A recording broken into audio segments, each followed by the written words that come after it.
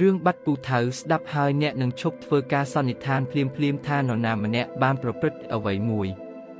តាចាស់ម្នាក់បានបាត់ពូថៅរបស់ខ្លួនគាត់សង្ស័យថាក្មេងម្នាក់នៅក្បែរផ្ទះជាអ្នកលួចយកពូថៅរបស់គាត់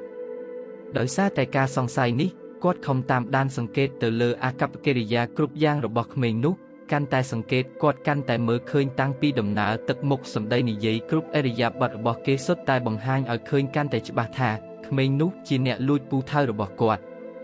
ក្រោយពីនោះមិនយូរប៉ុន្មានតាចាស់ក៏បានរកឃើញពូថៅនោះវិញដោយសារតែគាត់ភ្លេចវានៅពេលដែលគាត់ទៅកាប់ឈើលើភ្នំលុះព្រឹកឡើងពេលគាត់ជួបនឹងក្មេងនោះគាត់គិតពិចារណាអំពីអាកប្បកិរិយារបស់គេសាថ្មីឃើញថាពុំមានអ្វីគួរសង្ស័យថាគេជាអ្នកលួចពូថៅរបស់គាត់បន្តិចណាឡើយ